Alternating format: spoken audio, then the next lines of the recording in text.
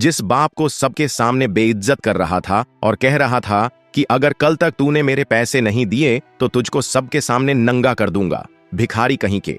लेकिन जब उसका लड़का अपने असली रूप में आया तो फटे झोले से लाखों रुपए निकालकर उसके कदमों में डाल दिए। इसके बाद जो हुआ उसने सबके होश उड़ा दिए। रोहित कुर्सी पर बैठा कुछ सोच रहा था, तभी उसकी मां रसोई से चिल्लाई, कब तक ऐसे बैठा रहेगा? तुझे कोई काम नहीं है क्या?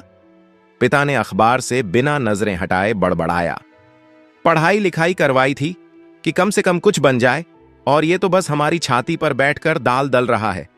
रोहित ने कोई जवाब नहीं दिया। उसने ना आंख उठाई ना सिर झुकाया, बस उसी पन्ने को ताकता रहा जहां उसने रात में कुछ लिखा था। मां की दवा 2300, बहन की फीस 4200, बचत 500। उसका मन कह रहा था, बस थोड़ा और सह जाऊं, फिर सब बदल दूंगा। भीतर से कोई तोड़ रहा था, लेकिन बाहर से वो बिल्कुल शांत था। भाई कमरे से निकला और ताना मारते हुए बोला, चल कम से कम गैस भरवा ला, मुफ्त की रोटियां खाने से तो अच्छा है थोड़ा काम कर ले। बहन ने भी ताना जोड़ दिया। आज फिर चप्पल खरीदने गई थी मां। दुकानदार ने उधार नहीं दिया, बोल रहा था तेरे बेटे ने ही खा खा के कर्ज चढ़ा दिया है। मां ने फिर जला देने वाले शब्दों का वार किया, हमारा तो नसीब ही फूटा है। सबकी औलादें कुछ न कुछ करती हैं और हमारा ये निकम्मा तो बस साया बन गया है, बोझ का। रोहित की आंखें हल्की सी नम हो गईं, लेकिन किसी ने देखा नहीं, क्योंकि उसकी नम आंखें सबको कमजोरी लगती थीं और उसकी चुप्पी को लोग घमंड समझते थे। असल में किसी को नहीं पता था कि वह अपने परिवार की मजबूरी और तंगी को मिटाने के लिए कितनी मेहनत करता है। वह रोज सुबह उठकर खेत में मजदूरों के साथ कुछ घंटों की मजदूरी करता है, दोपहर में बस अड्डे पर पानी की बोतल बेचता है और रात को एक राशन दुकान में सामान उठाने का काम करता है। उसके पास मोबाइल नहीं था, बस एक टूटा हुआ बटन वाला फोन जिसमें अलार्म भी नहीं बजता। पर वो रोज तय वक्त पर उठ जाता था, क्योंकि उसे कोई सपना नहीं देखना, उसे बस घर की उधारी मिटानी है। उसे देखकर लगता था जैसे उसे कोई फर्क नहीं पड़ता, लेकिन हकीकत ये थी उसे सबकी तकलीफ सबसे ज्यादा फर्क डालती थी। पर उसने कभी कहा नहीं, ना मां से, ना पिता से, ना किसी दोस्त से। बस चुपचाप वो काम करता रहा, ताकि किसी दिन वो अपनी मां से कह सके, मां अब किसी से उधार मत मांगना, किसी के आगे हाथ मत फैलाना। शाम को मोहल्ले में एक शादी थी। मां ने आवाज लगाई, शाम को पास वाले के यहां बर्तन उठाने जाना है, पंडाल में काम ज्यादा है। रोहित ने धीरे से पूछा, मैं? मां भड़क गई, क्यों नहीं? खाने की औकात है तो काम की भी रख। तू क्या मंत्री है जो तेरे हाथ गंदे हो जाएंगे? शाम होते होते रोहित एक फटी हुई टी शर्ट और पुरानी पैंट पहनकर शादी में गया। पंडाल के एक कोने में स्टील की थालियां उठाता, गिलास साफ करता, और जब सब हंसते खेलते खाते वो प्लेटों को समेट रहा होता। तभी किसी ने पीठ पीछे से आवाज दी, ओ रोहित, तू? वो पलटा। सामने उसका पुराना स्कूलमेट खड़ा था। शहर से आया था, शर्ट टक की हुई, घड़ी चमक रही थी। यार तू यहां ये सब कर रहा है? वो जोर से बोला। पास में खड़े कुछ और लोग भी उसकी ओर देखने लगे, हंसी दबाने लगे।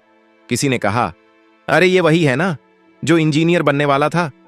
एक और बोला, अब प्लेटें धो रहा है, देखो टाइम कैसे बदलता है। रोहित ने कुछ नहीं कहा, उसने बस सिर झुकाया, वो थाली उठाई और पीछे की ओर चला गया। उसी रात जब वो घर लौटा, मां बोली, पैसे कितने मिले? उसने कहा, 550 रुपए। मां ने फिर ताना मारा, बेटा ऐसा कमाता रहेगा तो एक दिन अंबानी से आगे निकल जाएगा। रोहित ने कुछ नहीं कहा, लेकिन उसी रात जब सब सो गए, उसने रजिस्टर में एक और पन्ना जोड़ा। आज ताना मिला, अंबानी बनने का, जवाब दूंगा, पर शब्दों से नहीं। अगले दिन सुबह सुबह रोहित फिर उसी तरह उठ गया जैसे रोज उठता था, बिना अलार्म, बिना किसी के कहे। मां अब भी सो रही थी, लेकिन उसकी आदत थी धीरे से दरवाजा खोलकर बाहर निकल जाना, ताकि किसी को उसकी मौजूदगी का एहसास भी ना हो। वो पास के ईंट भट्टे पर पहुंच गया, जहां सुबह 5 बजे से मजदूरों की भीड़ लगती थी। जितना काम मिल जाए उतना ही उसका दिन चलता था। काम खत्म होते ही वो सीधा बाजार गया, जहां एक किराना स्टोर पर थैलों की लोडिंग का काम करता था। धूप तेज थी, काम करते करते कंधे छिल गए थे। पर ये दर्द तानों के सामने कुछ नहीं। शाम को घर लौटा तो माँ ने ताना मारा, दिन भर गायब रहता है, ना कुछ कमाता है ना कुछ कहता है, ऐसा बेटा तो किसी की जिंदगी का बोझ बन जाता है। उसने मुस्कुराने की कोशिश की, लेकिन हल्के से होंठ कांप गए। वो जानता था मां को सच बताकर क्या फायदा। घर वालों की आंखों में उसकी कीमत बस इतनी थी, जो दिखे वही सच्चाई है। उसे आज अपनी बहन के स्कूल का फीस भरना था, 4200 रुपए। मां 2 दिन से परेशान थी कि अब की बार लड़की को स्कूल से निकाल लेंगे। रोहित ने बिना कुछ कहे गुपचुप उसी किराना वाले के जरिए स्कूल भेजवा दिए 4500 रुपए, एक गुप्त नाम से। अगले दिन बहन स्कूल से आई तो मां खुश थी। किसी ने हमारी मदद कर दी, मेरी स्कूल की भर दी मां। रोहित वो वहीं एक कोने में बैठा था, पुराने जूतों के फीते बांध रहा था। मां ने उसकी तरफ देखा तक नहीं। रात को खाना खाते समय पिता ने फिर वहीं पुरानी बातें दोहरा दी। जब मैं तेरे जितना था तो पूरा खेत अकेले जोतता था, और तू एक गिलास पानी तक लाने में सांस फूल जाती है। भाई भी अपनी पत्नी के सामने रोहित की बेइज्जती करने में पीछे नहीं रहता था। उस दिन रोहित के भाई भाभी ने रोहित को खूब ताने सुनाए। रोहित की आंखें पल भर को भर आईं, लेकिन उसने झटके से खुद को संभाल लिया। उसने वही किया जो वो हमेशा करता है, रजिस्टर का एक और पन्ना भरा। बहन की फीस चुका दी, मां के लिए दवा कल लानी है, पिता का अपमान याद रखो लेकिन जवाब ना दो। बस इतना कमाओ कि किसी को जवाब की जरूरत ही ना पड़े। वो किसी से बदला नहीं लेना चाहता था, वो सिर्फ इतना चाहता था कि एक दिन जब यही लोग किसी परेशानी में हों तो बिना कहे इनके लिए सब कुछ कर दूं, और तब भी इन्हें न पता चले कि देने वाला वही निकम्मा बेटा है। वो जानता था दुनिया तेज है, बेरहम है, पर वो खुद से कभी हारना नहीं चाहता था। एक रात जब वह दुकान से काम खत्म कर वापस आ रहा था तो पास के मैदान में कुछ लड़के उसे देखकर जोर से बोले, अरे देखो वो रहा प्लेट वाला रोहित, अब शायद झाड़ू भी लगाने लगा होगा। सब हंसे, तेज, बेहूदे, जहर जैसे। उसने उन आवाजों को अनसुना किया, लेकिन दिल में ठहराव आ गया। उसी रात वह बहुत देर तक नींद में भी कुछ बड़बड़ाता रहा। मां ने सुना तो कह दिया, दिन भर आवारा घूमेगा तो सपने भी वहीं आएंगे। वो जागा, लेकिन बोला कुछ नहीं। अब उसका चुप रहना आदत नहीं, शील नहीं, रणनीति बन चुका था। वो सोच चुका था बस कुछ और वक्त, और फिर वो कदम उठाएगा जो शायद उसकी किस्मत बदल देगा। उसे नहीं पता था कि किस रास्ते से, कैसे, लेकिन इतना तय था कि अब रोहित रुकेगा नहीं। तीसरे महीने की शुरुआत हो चुकी थी और रोहित की आंखों के नीचे अब गहराए हुए काले घेरे साफ दिखाई देने लगे थे। न दिन का चयन था, न रात की नींद। एक तरफ घर की बेइज्जती का बोझ, दूसरी तरफ हर दिन बढ़ते खर्चे। मां की दवा फिर से खत्म हो गई थी, बहन की स्कूल में यूनिफॉर्म बदलने का दबाव आ गया था, और भाई की पत्नी ने खाना बनाने से मना कर दिया था, कहकर जब तक ये घर का निकम्मा कुछ नहीं करता तब तक मैं भी नहीं करूंगी। उस दिन रोहित दोपहर तक भूखा ही रहा। उसने खुद से कहा, अगर आज भी ऐसे ही चला तो सब बिखर जाएगा, अब कुछ करना पड़ेगा, बस किसी से कहे बिना। शाम को उसने एक पुराने परिचित से पूछा, शहर में ऐसा कोई काम है जहां मैं खुद से कुछ सीख सकूं, कुछ आगे बढ़ सकूं? वो बोला, काम तो बहुत है, लेकिन सीखने के लिए सब्र चाहिए। रोहित ने उसी वक्त जवाब दिया, सब्र तो मेरा सबसे पुराना साथी है। उसी परिचित ने उसे एक दुकान पर कंप्यूटर के काम में हेल्प करने के लिए भेजा। वहां रोहित दिन भर बिल बनाता, और जब दुकान खाली होती तो यूट्यूब पर वीडियो चलाकर चुपचाप सीखता। ऑनलाइन कमाई के तरीके, कैसे सीखें ट्रेडिंग, कैसे शुरू करें बिना पैसे के।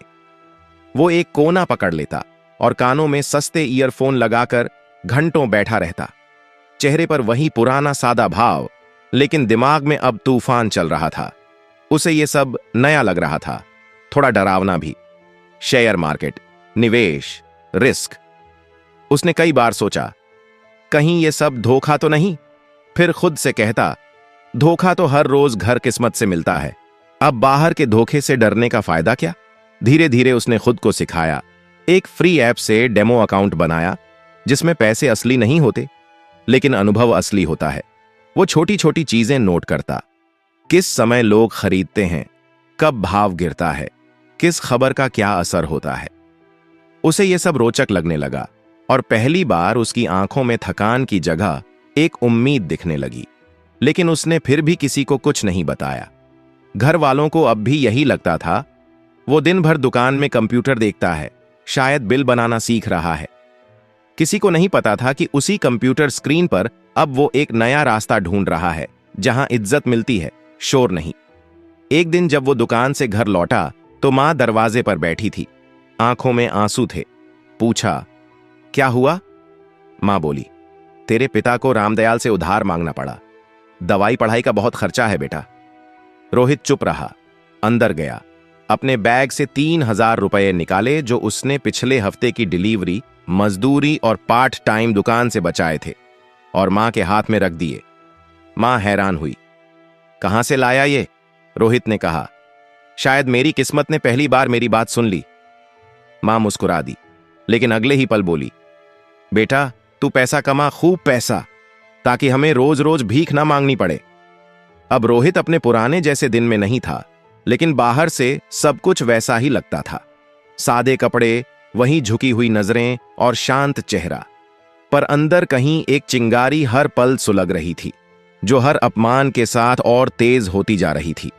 अब उसके पास थोड़ा थोड़ा करके जमा किए गए 7,000 रुपए थे, और उसी पैसे से उसने अपना पहला असली ट्रेड किया। पहले ही सौदे में उसे 500 रुपए का नुकसान हुआ। किसी और के लिए शायद यह मजाक होता, लेकिन रोहित के लिए यह 500 रुपये एक दिन की मजदूरी थी। उसने कांपते हाथों से मोबाइल रखा, आंखें बंद कीं और खुद से कहा, गलती मेरी थी, बाजार की नहीं। लेकिन वो हार मानने वालों में से नहीं था।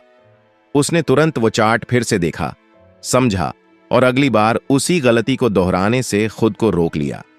धीरे धीरे उसका आत्मविश्वास बढ़ने लगा। वो छोटे छोटे मुनाफे से खुश रहता था। एक दिन उसने 200 रुपये कमाए, दूसरे दिन 50 रुपये का नुकसान हुआ, लेकिन वो हर दिन सीखता गया। उसकी ट्रेडिंग सिर्फ पैसे के लिए नहीं थी, वो अपनी पहचान गढ़ रहा था उस नकाब के नीचे जो दुनिया ने उस पर डाल दी थी।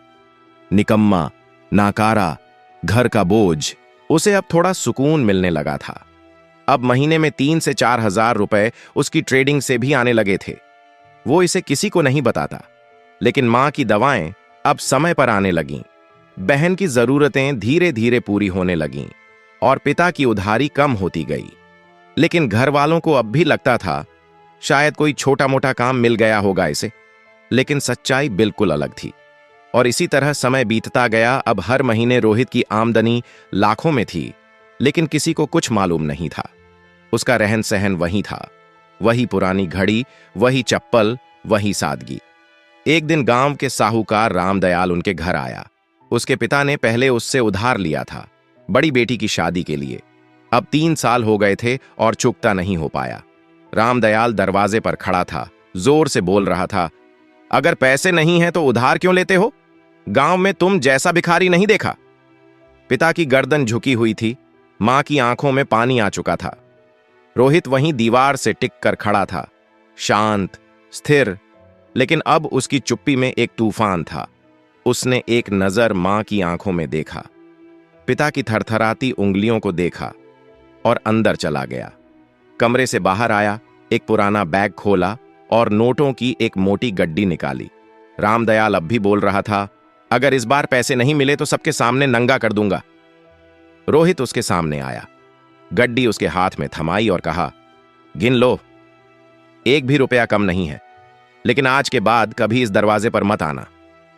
साहूकार की आंखें फटी की फटी रह गईं। मां हक्का बक्का और पिता ने पहली बार रोहित की ओर देखा, जैसे किसी अजनबी को देख रहे हों। गांव में अगले ही दिन खबर फैल गई, अरे वही रोहित जिसने शादी में प्लेटें उठाई थीं, उसने कल 2 लाख की गड्डी साहूकार के मुंह पर फेंक कर उसका मुंह बंद कर दिया। लोग कहने लगे, कुछ तो करता होगा अब शहर में, तभी इतना पैसा आया। लेकिन किसी को नहीं पता था कि यह पैसा उसकी मेहनत, तानों, अकेलेपन और हर दिन की थकान का निचोड़ था। उस रात मां उसके पास आई, बेटा बताना, ये सब तू कर रहा है? रोहित ने मां के हाथ पकड़कर कहा, नहीं मां, मैं कुछ नहीं कर रहा, बस वो सब सह रहा हूं जिससे आपको कुछ सहना ना पड़े। अब गांव में हवा बदल चुकी थी। जिस रोहित को लोग निकम्मा, बेकार और बोझ कहा करते थे, आज उसी के बारे में लोग चुपचाप कानों में फुसफुसाते। अरे वही लड़का है जिसने रामदयाल का कर्ज चुकाया, पूरे 2 लाख कैश। लेकिन रोहित अब भी वही था, न कोई दिखावा न कोई घमंड। घर वालों का व्यवहार अब थोड़ा बदल गया था, लेकिन सवाल अब भी थे। पिता अक्सर पूछते, तू बताता क्यों नहीं, करता क्या है तू?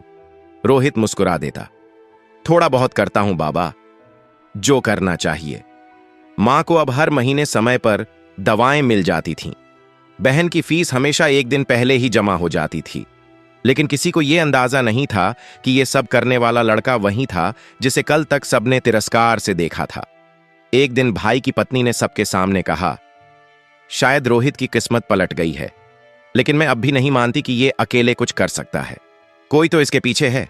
मां चुप रही, लेकिन उस रात जब सब सो गए, मां रोहित के कमरे में आईं और बोली, सच बता बेटा, तू क्या करता है और कितना कमाता है? रोहित ने धीरे से कहा, कुछ नहीं करता मां, और इतना कमा लेता हूं कि आपको कोई परेशानी नहीं होने दूंगा। अब हर महीने उसकी आमदनी लाखों में थी, लेकिन उसका रहन सहन वही था। वही पुरानी घड़ी, वही चप्पल, वही सादगी। किसी ने पूछा, तू ये पैसा दिखाता क्यों नहीं? उसने जवाब दिया, क्योंकि मेरी इज्जत मेरी कमाई है, मेरा सब्र है। दिखावा करने से कुछ नहीं होता, इंसान दिल से अमीर होना चाहिए। एक शाम जब बारिश हो रही थी और पूरा परिवार बरामदे में बैठा था, पिता ने पहली बार सबके सामने कहा, हमने रोहित को कभी समझा ही नहीं। वो जब सह रहा था तब भी हमारे लिए ही कर रहा था, और हम। उनकी आंखें नम हो गईं। मां ने उसका हाथ पकड़ा, हमने तुझसे सब कुछ कहा बेटा, लेकिन तू फिर भी हमें अपना समझता रहा। रोहित ने बस इतना कहा, मैं गुस्से में घर नहीं छोड़ा था मां, मैं जिम्मेदारी उठाने गया था।